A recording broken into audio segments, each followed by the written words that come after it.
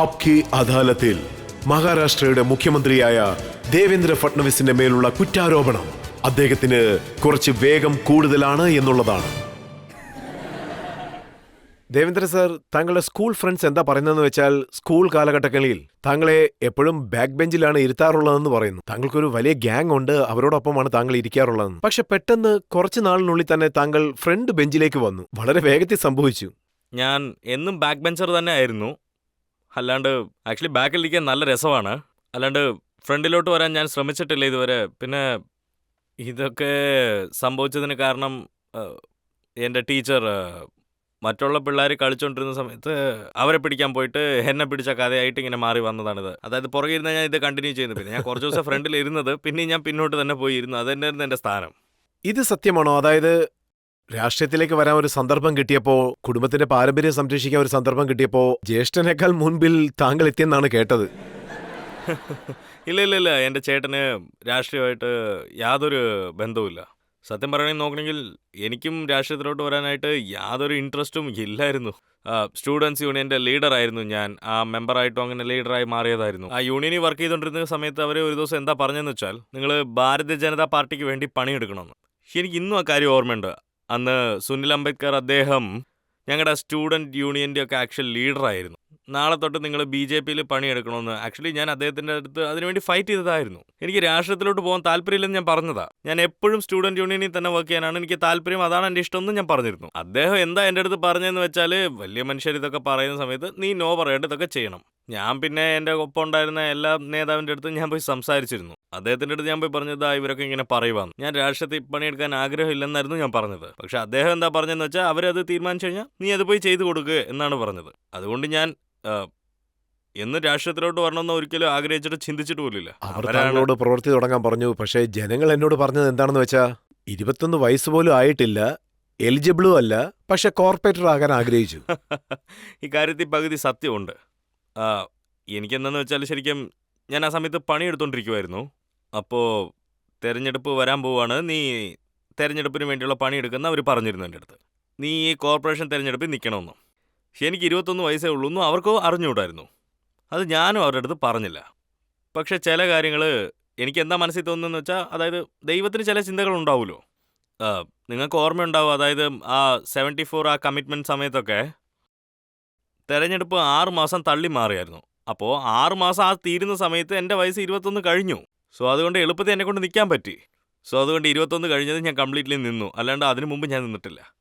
പക്ഷേ ഇത് കുറച്ച് ധൃതിയായി പോയില്ലേ? വെറും 27ാമത്തെ വയസ്സിൽ ആ പ്രായത്തിൽ മേയറായ ആദ്യത്തെ വ്യക്തി താങ്കളാണെന്ന് തന്നെ പറയാം. എന്താ നോക്കിയാൽ ഇത് വെറും ഭാരതീയ ജനതാ പാർട്ടി മാത്രമേ സംഭവിക്കുള്ളൂ. ഇത് ഞാൻ 2ാമത്തെ പ്രാവശ്യം കോർപ്പറേറ്ററായ സമയത്ത്, ആ സമയത്ത് ഞങ്ങളുടെ പാർട്ടിക്ക് നോക്കുവാണെങ്കിൽ നിങ്ങൾ നല്ലൊരു മെജോറിറ്റി കിട്ടിയിരുന്നു. പക്ഷേ വെറും 8 പേര് മാത്രമാണ് അന്ന് തിരഞ്ഞെടുക്കപ്പെട്ടവരായി. അതായത് അതിൽ ഞങ്ങൾ 2 പേരും എങ്ങനെയുള്ള ആൾക്കാരാണെന്ന് വെച്ചാൽ, ഞങ്ങളുടെ പെർഫോമൻസ് ഒക്കെ നന്നായിരുന്നു. അതിൽ ഒരാൾക്ക് മേയറാവണം, ഒരാൾക്ക് ചെയർമാൻ ആവണം. അപ്പോൾ പാർട്ടി തീരുമാനിച്ചു കഴിഞ്ഞു ഞാൻ മേയറാവണമെന്ന് പറഞ്ഞു. നിങ്ങളിതൊക്കെ പെട്ടെന്ന് പറയാം, പക്ഷേ എനിക്കിതൊക്കെ വളരെ വളരെ പെട്ടെന്നായിരുന്നു. ഒരു വിധത്തിൽ അവരെനിക്ക് വലിയൊരു ചാൻസ് ആയിരുന്നു തന്നിരുന്നത്. ഓക്കെ സാർ, ഈ കാര്യം സത്യമാണോ? താങ്കളുടെ അച്ഛൻ മരിച്ചതിന് ശേഷം നിതിൻ ഗഡ്കരി താങ്കളെ സമാധാനിപ്പിക്കാൻ കൂടെ തന്നെ ഉണ്ടായിരുന്നു? അതെ. നിതിൻ അദ്ദേഹത്തിനും ഞങ്ങൾക്കുമായിട്ടൊരു കുടുംബരീതി ബന്ധമൊക്കെ ഉണ്ട്. നിതിൻ അദ്ദേഹം, അതായത് ഈ വളരെ കുറഞ്ഞൊരു രീതിക്കായിരുന്നു പണിയെടുത്തോണ്ടിരുന്നത് അദ്ദേഹം. പിന്നെ നിതിൻ സാർ ആദ്യമായിട്ട് പാർലമെന്റിൽ തെരഞ്ഞെടുപ്പിൽ നിന്നപ്പോൾ ഏത് മണ്ഡലത്തിലായിരുന്നു ഞാനുണ്ടായിരുന്നത്, ആ മണ്ഡലത്തിൽ തന്നെയായിരുന്നു അദ്ദേഹം നിന്നത്. ആ തെരഞ്ഞെടുപ്പിൽ നിൽക്കുന്ന സമയത്ത് അദ്ദേഹം എൻ്റെ വീട്ടിൽ തന്നെയായിരുന്നു. ആക്ച്വലി കിഴക്ക് മണ്ഡലത്തിൽ നിന്നായിരുന്നു അദ്ദേഹം നിന്നത്. അദ്ദേഹം വടക്കിൽ നിന്നായിരുന്നു വന്നതും. അദ്ദേഹത്തിനും എനിക്കും ഒരു നല്ല ഫാമിലി റിലേഷൻഷിപ്പ് ഉണ്ടായിരുന്നു സത്യത്തിൽ. അതായത് അച്ഛന് ശേഷം ഞാൻ തെരഞ്ഞെടുപ്പിൽ നിന്ന് വരുമ്പോൾ എനിക്ക് നല്ലൊരു സപ്പോർട്ട് ഉണ്ടായിരുന്നു നിതിൻ സാറിൻ്റെ. അതുകൊണ്ടായിരിക്കും ജനങ്ങൾ പറഞ്ഞത് 2014 നിതിൻ സാറിനെ ഓവർടേക്ക് ചെയ്ത് താങ്കൾ മുഖ്യമന്ത്രി. നോക്കിയേ, ആ സമയത്ത് നിതിൻ അദ്ദേഹം എല്ലാവരെയും ഓവർടേക്ക് ചെയ്ത് ഫ്രണ്ടിൽ പോയി. നിതിൻ അദ്ദേഹം മോദിജിയുടെ ഒരു രാഷ്ട്രീയ ഭരണത്തിൽ ഒരു മിനിസ്റ്ററായി. പിന്നെ നിതിൻ അദ്ദേഹം ഇതും കൂടെ അനൗൺസ് ചെയ്ത് കഴിഞ്ഞിരുന്നു, ഞാൻ ഈ നാടിൻ്റെ രാഷ്ട്രീയത്തിന് വേണ്ടി പണിയെടുക്കണമെന്ന്. അതുകൊണ്ട് ഞാൻ നാടിൻ്റെ രാഷ്ട്രീയത്തിന് വേണ്ടി വന്നു. നോക്കൂ സാർ, നരേന്ദ്രമോദി നിറയെ പുതിയ ആൾക്കാർക്ക് സന്ദർഭങ്ങൾ കൊടുത്തു, നിറയെ പേരെ മുഖ്യമന്ത്രിയാക്കുകയും ചെയ്തു. അതുപോലെ താങ്കൾ അദ്ദേഹത്തിന്റെ ഒരു ആദ്യത്തെ എക്സ്പെരിമെന്റ് ആണ്. മോദി അങ്ങനെ താങ്കളുടെ ഉള്ളിൽ എന്താണ് കണ്ടെത്തിയത്? നോക്കിയേ, മോദിജി എന്താ കണ്ടെന്ന് അദ്ദേഹം തന്നെയല്ലേ പറയാൻ പറ്റുള്ളൂ. പക്ഷേ എന്നെക്കൊണ്ട് സ്ട്രോങ് ആയിട്ട് ഒരു കാര്യം പറയാൻ പറ്റും. നമ്മുടെ മഹാരാഷ്ട്രയിൽ എന്നെ പോലത്തെ ഒരാളെ മുഖ്യമന്ത്രി ആക്കുവാണെങ്കിൽ ഈ ഒരു ധൈര്യം എന്ന് പറയുന്നത് അത് മോദിയെ കൊണ്ടേ പറ്റത്തുള്ളൂ. കാരണം അദ്ദേഹത്തിന് മഹാരാഷ്ട്ര ഭരണത്തിനെക്കുറിച്ച് അറിയാം. പിന്നെ 10-11 വർഷത്തിന് മുൻപ് രാഷ്ട്രീയം ഏതൊരു അവസ്ഥയിലായിരുന്നോ ആ സമയത്ത് ആ ഒരു സ്ഥാനത്ത് ഒരു മതം വെച്ചിട്ടുള്ള രാഷ്ട്രീയം ഉണ്ടായിരുന്നു. ആ സ്ഥാനത്ത് ഞാൻ ഫിറ്റ് ആവത്തില്ല. പക്ഷേ മോദി അദ്ദേഹം റിസ്ക് എടുത്തിട്ട് അദ്ദേഹം ധൈര്യമായിട്ട് ആ കാര്യം പറഞ്ഞിരുന്നു. ആ സമയത്ത് പാർട്ടിയുടെ ഞാൻ തലവനാന്നുള്ള കാര്യം സത്യമാണ്. പിന്നെ നിങ്ങൾക്ക് കാണാൻ കഴിയും, അതായത് പാർലമെന്റിൽ സത്യത്തിൽ എല്ലാവരും തന്നെ പ്രതികരിക്കുന്ന ഒരു നേതാവായിട്ട് തന്നെയാണ് എല്ലാവരും ഇരുന്നേക്കുന്നത്. ഞാനും അങ്ങനെയാണ് വിചാരിക്കുന്നത്. പക്ഷേ ഈ ഒരു രാഷ്ട്രീയത്തിൽ ഒരു ചില സമയത്ത് ഈ പദവി സ്ഥാനത്തിന് വേണ്ടി മതങ്ങളൊക്കെ നോക്കേണ്ടത് ഒരു ആവശ്യമായിരിക്കാം. ഇതൊരിക്കലും ഇല്ലെന്നൊന്നും പറയാൻ പറ്റത്തില്ല. അതിൽ ഞാനും ഫിറ്റ് ആവത്തില്ല. അതുകൊണ്ട് എന്താക്കുമെന്നും ഞാൻ പ്രതീക്ഷിക്കുന്നില്ല. നോക്കിയാൽ അവരെ അതെ മാറ്റാൻ സാർ, സാധിക്കില്ല. അങ്ങനെ നമുക്ക് കരുതാലോ. മഹാരാഷ്ട്രയുടെ രാഷ്ട്രീയത്തിൽ ഇതൊരു മൈനസ് പോയിന്റ് ആയിട്ട് മാറും. പക്ഷേ മോദി അദ്ദേഹം എൻ്റെ ഉള്ളിൽ എന്താണോ കണ്ടത് ആ നിലയിലോട്ട് കൊണ്ടുവന്നു. പിന്നെ എനിക്ക് എന്താ തോന്നുന്നത് വെച്ചാൽ ഇത് അദ്ദേഹത്തിന് കൊണ്ട് മാത്രമേ പറയാൻ പറ്റുള്ളൂ. അദ്ദേഹം എന്തിനു വേണ്ടിയാണോ എന്നെ ഇങ്ങനെ മാറ്റിയെടുത്തത് ആ കാര്യം നടന്നിട്ടുണ്ടോ ഇല്ലയോ എന്ന് അദ്ദേഹത്തിന് മാത്രമേ അറിയുള്ളൂ. മോദി സാർ താങ്കളുടെ ഉള്ളിൽ എന്ത് കണ്ടെത്തിയെന്ന് എനിക്ക് പറയാൻ സാധിക്കില്ല. പക്ഷേ അടൽ ബിഹാരി വാജ്പേയിയുടെ മടിയിൽ താങ്കൾ ഇരിക്കുന്നത് കണ്ടിട്ടുണ്ട്. എന്താ നോക്കിയേ, ഞാൻ മടിയിലല്ല ഇരുന്നത്, പക്ഷേ എനിക്ക് നല്ല ഓർമ്മയുണ്ട്. അപ്പോൾ എനിക്കൊരു 12 വയസ്സുണ്ടാവും. അപ്പം ഞാൻ ഭാരതീയ ജനതാ എൻ്റെ കയ്യിൽ പാർട്ടിയുടെ ആ ഫോട്ടോയുണ്ട്. അതെ അത് തന്നെയാ. ഭാരതീയ ജനതാ പാർട്ടിയുടെ ദേശീയ സംസ്ഥാനമേള ഉണ്ടായിരുന്നു. അപ്പോൾ സംസ്ഥാനമേളത്തിന് അടൽ സാർ വന്നിരുന്നു അന്ന്.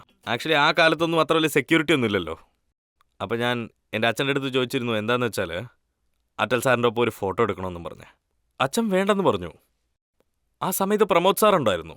സോ ഞാൻ പ്രമോദ് സാറിൻ്റെ അടുത്ത് ചോദിച്ചു, അതായത് എനിക്ക് അടൽ സാറിൻ്റെ കൂടെ ഒരു ഫോട്ടോ എടുത്താൽ കൊള്ളാവുന്നുണ്ടെന്നും പറഞ്ഞ്.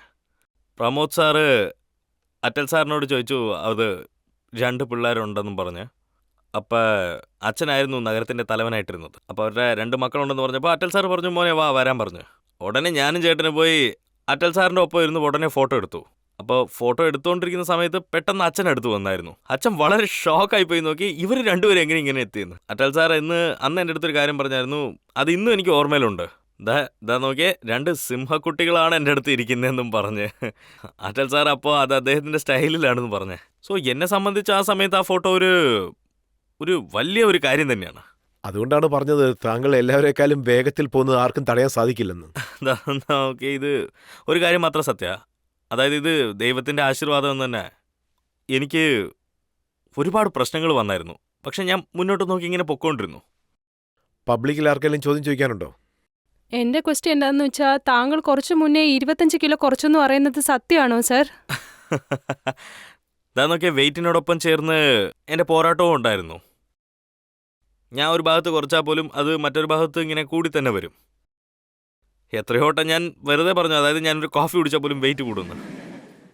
നിങ്ങൾ കഴിഞ്ഞ എൻ്റെ ഇപ്പോൾ ഒരു 30 വർഷത്തെ ഫോട്ടോ എടുത്ത് നോക്കുകയാണെങ്കിൽ ഇതാ ഇങ്ങനെ തന്നെയാണ്. നിങ്ങൾക്ക് എൻ്റെ ഫോട്ടോസ് എല്ലാ ഷേപ്പിലും തന്നെ കിട്ടിയേക്കും. പക്ഷേ ഒരു കാര്യം മാത്രം സത്യമാ, അതായത് 3-4 വർഷമായിട്ട് കണ്ടിന്യൂസ്ലി എൻ്റെ വെയിറ്റ് കൺട്രോളിൽ വെക്കാൻ ഞാൻ ട്രൈ ചെയ്തുകൊണ്ടിരിക്കുവാണ്.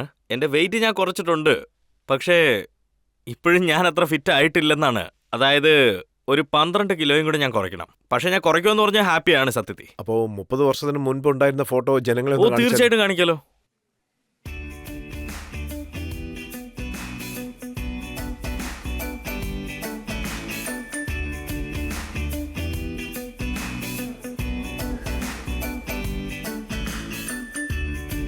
അതിൽ നടുവിലുണ്ടായിരുന്ന ഫോട്ടോസ് വളരെ നന്നായിരുന്നു. അതിൽ താങ്കൾ മോഡലിംഗ് ചെയ്യുന്ന പോലെ ഉണ്ടായിരുന്നു.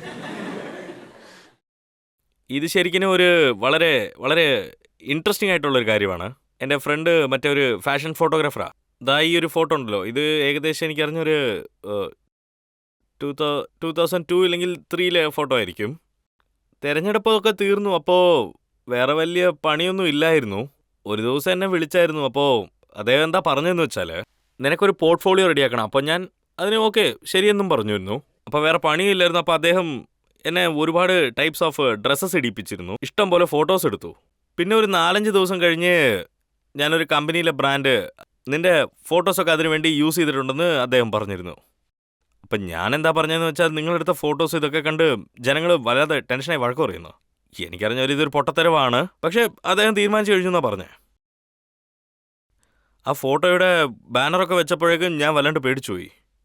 ഞാൻ നാഗ്പൂർ ഇട്ട് കളഞ്ഞിട്ട് ശനി ഷിഗ്നാപൂരിലോട്ട് പോയി. ഞാൻ എന്താ വിചാരിച്ചതെന്ന് വെച്ചാൽ ദൈവത്തിനെ കാണാൻ പോയാൽ ഒരു 2-3 ദിവസത്തിന് ആരെയും കാണേണ്ട ആവശ്യമില്ല. പക്ഷേ ജനങ്ങൾ സത്യത്തിൽ അതിന് നല്ല റെസ്പോൺസ് തന്നെ കൊടുത്തിരുന്നു. അതിൽ വളരെ ഇൻട്രസ്റ്റിംഗ് ആയ കാര്യം എന്താണെന്ന് വെച്ചാൽ ആ സമയത്ത് ഞാൻ പാർലമെൻറ്റിൻ്റെ ഒരു മെമ്പറാ. സോ പക്ഷേ ആ സമയത്ത് വലിയ കാര്യം എന്താ വെച്ചാൽ പാർലമെൻറ്റ് മെമ്പർ മോഡലായിരുന്നു. അത് അറ്റൽ സാറും കണ്ടു കഴിഞ്ഞു. ന്യൂസിൽ ആഡ് വന്നതിന് ശേഷം അറ്റൽ സാർ അത് കണ്ടില്ലേ. അറ്റൽ സാർ അത് കണ്ടതിന് ശേഷം അച്ഛനും അദ്ദേഹവും ഫ്രണ്ടായിരുന്നല്ലോ. അതായത് ഒരു നല്ല ഫ്രണ്ട്ഷിപ്പ് ഉണ്ടായിരുന്നു അവർക്ക്.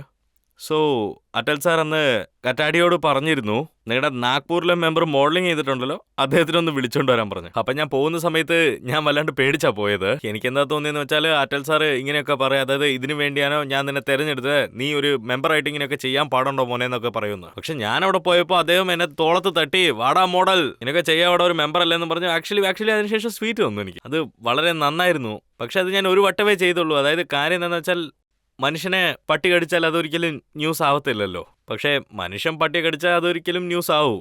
ഞാൻ ചെയ്തത് പോലും ആക്ച്വലി നല്ല ന്യൂസ് ആയിരുന്നു. അത് നല്ല ന്യൂസ് ആയതുകൊണ്ട് ഞാൻ ആകെ ഒരു വട്ടമേ ചെയ്തിട്ടുള്ളൂ. പക്ഷെ അതിനുശേഷം വെയിറ്റ് ഇൻക്രീസ് ആകാൻ തുടങ്ങി. അതിന്റെ കാരണം സ്വീറ്റ്സ് ഒക്കെ കഴിക്കുന്നതാണോ? അത് കഴിഞ്ഞ് ഒരുപാട് ദിവസം നല്ല കാര്യമായിരുന്നു, ഞാൻ നന്നായിട്ടായിരുന്നു. പിന്നെ കുറച്ച് സ്വീറ്റ്സ് കഴിച്ച് പിന്നെയും അങ്ങനെ വെയിറ്റ് കൂടും കുറയും, ഇങ്ങനെ തന്നെ പോകുമായിരുന്നു വന്നത്. സാർ ഞാനൊരു കാര്യം പറയട്ടെ, ഞാൻ നന്നായിട്ട് തന്നെ സ്വീറ്റ് കഴിക്കും. സ്വീറ്റിനേക്കാൾ അധികം എനിക്ക് ആക്ച്വലി ചോക്ലേറ്റ് ഒരുപാട് ഇഷ്ടമാണ്.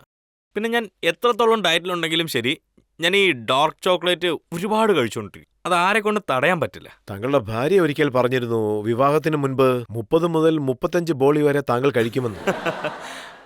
ആക്ച്വലി എൻ്റെ വൈഫ് എന്നെ റിവെഞ്ച് എടുത്തതാ. സത്യമാണ് അവർ പറഞ്ഞത്. ഞാൻ അത്രത്തോളം ഒന്നും കഴിക്കില്ല. പക്ഷേ ഈ ബോളി എന്ന് പറയുന്ന സാധനം ഞാൻ നല്ലപോലെ കഴിക്കുമായിരുന്നു. പക്ഷേ അതുകൊണ്ട് മാത്രം എനിക്ക് ഏർപ്പെട്ട ഈ നഷ്ടമെന്ന് പറയുമ്പോൾ, ഞാൻ ഏതൊരു സ്ഥലത്തോട്ട് പോയാലും ജനങ്ങൾ അവിടെ പോളിയോ ആയിട്ട് എനിക്ക് വേണ്ടി കാത്തിരിക്കുവാണ്. ഞങ്ങൾക്കറിയാം സാറിന് ഇത് ഇഷ്ടമാണെന്നും പറഞ്ഞ്. അവസാനം ഞാൻ ഒരു 2-3 മീറ്റിങ്ങിൽ ഞാൻ തന്നെ ഒരു ചോദ്യം ചോദിച്ച് അവർക്ക് ഞാൻ ക്ലാരിഫൈ ചെയ്ത് കൊടുത്തു, എനിക്കിഷ്ടമല്ല, ഞാനിത് കഴിക്കത്തുമില്ലെന്ന്. എനിക്ക് വേണ്ടി ഇത് ചെയ്യേണ്ടെന്ന് പറഞ്ഞ് കുറച്ച് കഴിയുമ്പോൾ അവർ സ്റ്റോപ്പ് ചെയ്തു. പിന്നെ അവര് ഒരു ഇന്റർവ്യൂവിൽ പറഞ്ഞിരുന്നു, ഞാൻ അദ്ദേഹത്തിനോടൊപ്പം വഴക്കൊന്നും ഉണ്ടാക്കാറില്ല, അതായത് താങ്കളോടൊപ്പം. പക്ഷെ ജനങ്ങൾ ബോളി ഓഫർ ചെയ്യുന്ന സമയത്ത് ഞങ്ങൾക്കുള്ളിൽ വഴക്കുണ്ടാകാറുണ്ടെന്നും പറയുന്നു. അതെ അതെ അതെ സത്യവാ. അതായത് ഞാൻ എവിടെ പോയാലും, ഞാൻ ഏതൊരു വിരുന്നിന് പോയാൽ പോലും ആദ്യം അവരത് തന്നെ തരുള്ളൂ. ഏത് പ്രോഗ്രാം ആയാലും എവിടെ പോയാലും ആദ്യം അവരെനിക്ക് ആ ബോളിയെ എടുത്ത് തരത്തുള്ളൂ എപ്പോഴും. അത് എൻ്റെ വൈഫിനടുത്ത് ഞാൻ പറഞ്ഞു, നീ ഒറ്റ ആൾ കാരണം എനിക്ക് എല്ലാവരും ഈ സാധനം എടുത്ത് തരാൻ പോകുന്നതെന്ന്. ഇനിയെങ്കിലും നീ പോയി പറയണം, അതായത് ഇനി എനിക്ക് തരരുത്, അതായത് ഞാൻ എങ്ങനെയെങ്കിലും ഒന്ന് വെയിറ്റ് കുറച്ച് പതി കുറയ്ക്കാൻ. ആർക്കെങ്കിലും ചോദിക്കാനുണ്ടോ? ചോദിക്കാം. എൻ്റെ ക്വസ്റ്റ്യൻ എന്താന്ന് വെച്ചാൽ, താങ്കളുടെ വൈഫ് പബ്ലിക് ലൈഫിൽ കുറച്ച് ആക്റ്റീവാണ്. സോ അതുകൊണ്ട് ഇത് താങ്കളുടേത് പൊളിറ്റിക്കൽ മാരേജ് ആണോ അതേ ലവ് മാരേജ് ആണോ?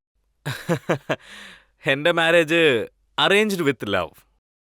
ഇത് അറേഞ്ച്ഡ് മാരേജ്. പക്ഷേ എനിക്ക് കല്യാണം ആയപ്പോൾ, അതായത് ഞാൻ ഇതെപ്പോഴാണോ തീരുമാനിച്ചത്, ഞാൻ അമൃതയുടെ ഫോട്ടോ കണ്ടപ്പോൾ, ഈ മാരേജിന് വേണ്ടി എൻ്റെ അമ്മ ഒരു 3-4 ഫോട്ടോ എടുത്തുകൊണ്ട് വന്നു. ഞാൻ ഫോട്ടോ കണ്ടപ്പോൾ ഡയറക്ടറുടെ നമ്പർ മേടിച്ചു. ഞാൻ നേരെ ഫോൺ വിളിച്ചിട്ട് നമുക്ക് മീറ്റ് ചെയ്താലോ എന്ന് ചോദിച്ചു. ഒരു 3 പ്രാവശ്യം ഞങ്ങൾ കണ്ടു. പക്ഷേ ആദ്യത്തെ പ്രാവശ്യം കാണുമ്പോഴേ ഞാൻ പറഞ്ഞു, ഞാൻ ജീവിതകാലം മുഴുവനും ഇനി രാഷ്ട്രീയത്തിൽ തന്നെ കാണത്തുള്ളൂ, വേറെ എങ്ങോട്ടും പോയി പണിയെടുക്കില്ല എന്ന്. മാത്രമല്ലാണ്ട് ആദ്യം ഞാൻ ഇതായിരുന്നു പറഞ്ഞത്. അപ്പോൾ ബാങ്കിൽ പണിയെടുക്കുമായിരുന്നു. ഞാൻ പറഞ്ഞത്, നിന്റെ കാശ് നിൻ്റേതാണ്, എൻ്റെ കാശ് എൻ്റേതാണ്, ഞാൻ നിൻ്റെ അടുത്ത് ചോദിക്കത്തുള്ളൂ, നീ എൻ്റെ അടുത്ത് മേടിക്കണം. നീ നിൻ്റെ ലൈഫ് നോക്കും, ഞാൻ എൻ്റെ ലൈഫ് നോക്കിക്കോളാം എന്നും പറഞ്ഞു. ഞങ്ങൾ 2-3 മീറ്റിങ്ങിൽ തന്നെ ഞങ്ങളുടെ അഗ്രിമെൻ്റൊക്കെ തീർത്ത് റെഡിയാക്കി. അപ്പോൾ ഞങ്ങളൊരു ദിവസം ഒരു ലോങ് ഡ്രൈവിന് വേണ്ടി പോയി. അന്ന് ഞങ്ങൾ കല്യാണം കഴിക്കാമെന്ന് പറഞ്ഞ് തീരുമാനിച്ചു. പിന്നെ നേരെ അവരുടെ വീട്ടിലോട്ട് പോയി. അവരുടെ അച്ഛനും അമ്മേനെ ഞാൻ കണ്ടു. പിന്നെ എൻ്റെ വീട്ടിലോട്ട് വന്ന് എൻ്റെ അച്ഛൻ്റെ അമ്മയുടെ അടുത്ത് സംസാരിച്ചു. പിന്നെ ഞങ്ങൾ കല്യാണം കഴിച്ചു. പക്ഷേ ഈ കാര്യം സത്യമാണ്. അതായത് കല്യാണത്തിനന്ന് താങ്കൾ കൃത്യസമയത്ത് പോയി, പക്ഷേ ഭാര്യ കൃത്യസമയത്ത് വന്നില്ല. ഇത് സത്യമാണ്. ഞാൻ സമയത്തിന് അവിടെ എത്തി, പക്ഷേ അവർ സമയത്തിന് അവിടെ എത്തിയില്ലെന്നാണ് പറയുന്നത്. പിന്നീട് അവരുടെ അച്ഛൻ എന്താ വിളിച്ച് പറഞ്ഞതെന്ന് വെച്ചാൽ ഞങ്ങൾ വരാൻ കുറച്ച് സമയമെടുക്കും, അവിടെ വന്നവരൊക്കെ നിങ്ങൾ ഡാൻസ് കളിക്കാൻ വിടുമെന്ന് പറഞ്ഞു. അപ്പോൾ അവിടെ വന്നവർ ശരിക്കും പറഞ്ഞാൽ ഡാൻസ് കളിച്ച് കളിച്ച് അവർ ഫുള്ള് ടയേർഡായിപ്പോയി. പക്ഷേ അവർ രാഷ്ട്രീയത്തിൽ ഇല്ലെങ്കിലും രാഷ്ട്രീയത്തിനെക്കുറിച്ച് നല്ല കമന്റ് ഒക്കെയാണ് കൊടുക്കുന്നത്. ഞാൻ കണ്ടിട്ടുണ്ട്. അതെ. ഉത്തം താക്കറയുടെ കൂടെ ഇടയ്ക്കിടയ്ക്ക് വഴക്കുണ്ടാകാറുണ്ട്. അദ്ദേഹം സിഎം ആയിരുന്ന സമയത്ത് ഒരു ട്വീറ്റ് ഞാൻ കണ്ടു. അതിൽ എന്താ എഴുതിയിരിക്കുന്നതെന്ന് വെച്ചാൽ ഈ രാജാവ് ഒരു കള്ളനാണെന്ന്.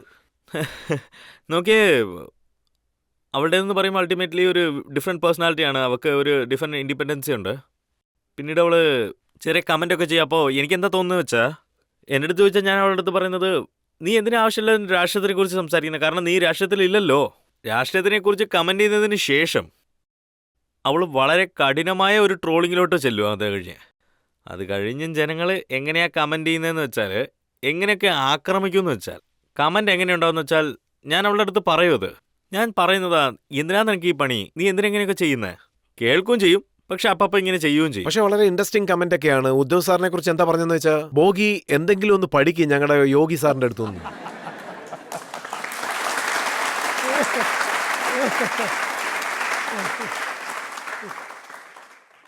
ഇല്ല, അത് ഇൻട്രസ്റ്റിംഗ് ഒക്കെ തന്നെയാണ്, പക്ഷേ കുറച്ച് ട്രബിളും ആണ് എനിക്കത്.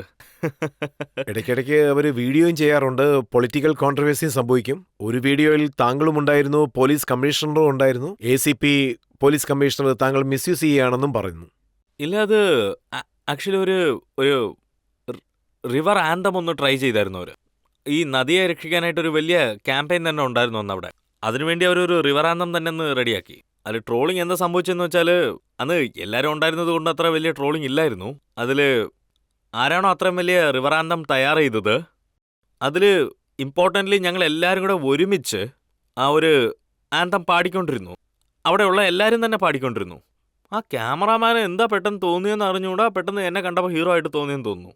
അതുകൊണ്ട് അദ്ദേഹം അതിൽ എൻ്റെ ഒരു സെപ്പറേറ്റ് വീഡിയോ തന്നെ എടുത്തിട്ടിട്ടുണ്ട്. അത് എത്രത്തോളം ഫണ്ണി വീഡിയോ എന്ന് വെച്ചാൽ, നിങ്ങൾ അതൊന്നും ആർക്കും കാണിക്കണ്ട കേട്ടോ, എനിക്കത് കാണാൻ ആഗ്രഹമില്ല. ആ വീഡിയോ എത്രത്തോളം ഫണ്ണിയാന്ന് വെച്ചാൽ അത്രയും മീംസ് ആ വീഡിയോയ്ക്ക് വേണ്ടി വന്നിരുന്നു. ഞാൻ ആ മീംസ് എല്ലാം കൂടെ ഇരുന്ന് പഠിച്ച് വളരെ ഷോക്കായിപ്പോയി. അപ്പോൾ എനിക്ക് എന്താ തോന്നിയെന്ന് വെച്ചാൽ, ഇതൊന്നും എൻ്റെ പണിയല്ല, ഞാൻ അനങ്ങാണ്ടിരിക്കണം. ആ സമയം എനിക്ക് ഒരുപാട് ട്രോളിങ്ങും കിട്ടിയിരുന്നതാ. ഇതൊക്കെ സത്യം. സാർ, താങ്കളുടെ വൈഫ് സിംഗറല്ലേ? സാറിന് വേണ്ടി ഏത് പാട്ടാ പാടുന്നത്? ഞാൻ നോക്കിയാൽ ഞങ്ങൾ ഒരാൾക്ക് വേണ്ടി ഒരാളൊന്നും ചെയ്യാൻ പാടില്ലെന്ന് തീരുമാനിച്ചത്. സോ വളരെ സന്തുഷ്ടരാണ്. പക്ഷേ സിംഗിങ് അവളുടെ ഒരു പാഷനാണ്. പക്ഷേ ഇപ്പോഴും അവളുടെ ബാങ്കർ തന്നെയാണ്, ഇപ്പോഴും ബാങ്കിലാണ് പണിയെടുക്കുന്നത്. സിംഗിങ് ഇപ്പോഴും അവളുടെ ഒരു പാഷനാണ്, അതിനുവേണ്ടി അവൾ ട്രൈ ചെയ്യുന്നുണ്ട്, പാടുന്നുമുണ്ട്. വലുതായിട്ട് പാടാണ്ടിരുന്നാലും അവൾ റിഹേഴ്സലൊക്കെ ചെയ്യുന്നുണ്ട്. ഇടയ്ക്കിടയ്ക്ക് അവൾ പാട്ട് പാടുകയും ചെയ്യും, പിന്നെ അത് റെഡിയാക്കുകയും ചെയ്യും. അതായത് അവൾ കമ്പോസ് ചെയ്യും. സോ അത് അവളുടെ ഒരു പാഷൻ ആയതുകൊണ്ട് അവൾ ചെയ്യുമെന്നാണ് ഞാൻ വിചാരിച്ചിരിക്കുന്നത്. താങ്കൾ എന്തെങ്കിലും അവരെ എന്തെങ്കിലും പറഞ്ഞിട്ടുണ്ടോ? നിങ്ങൾ ഓരോ കല്യാണ ജീവിതത്തിലല്ലേ ഉള്ളത്. ആരെങ്കിലും അവരുടെ വൈഫിന് എന്തെങ്കിലും പറയാൻ പറ്റുമോ? നിങ്ങൾ മിസ്റ്റർ രജത് ശർമ്മ ആയിരിക്കാം, ഞാനൊരു ചീഫ് മിനിസ്റ്റർ ആയിരിക്കാം, മഹാരാഷ്ട്രയുടെ വലിയ പുള്ളിയായിരിക്കാം, പക്ഷേ വീട്ടിൽ വൈഫ് പറയുന്നത് കേൾക്കാൻ പറ്റുള്ളൂ.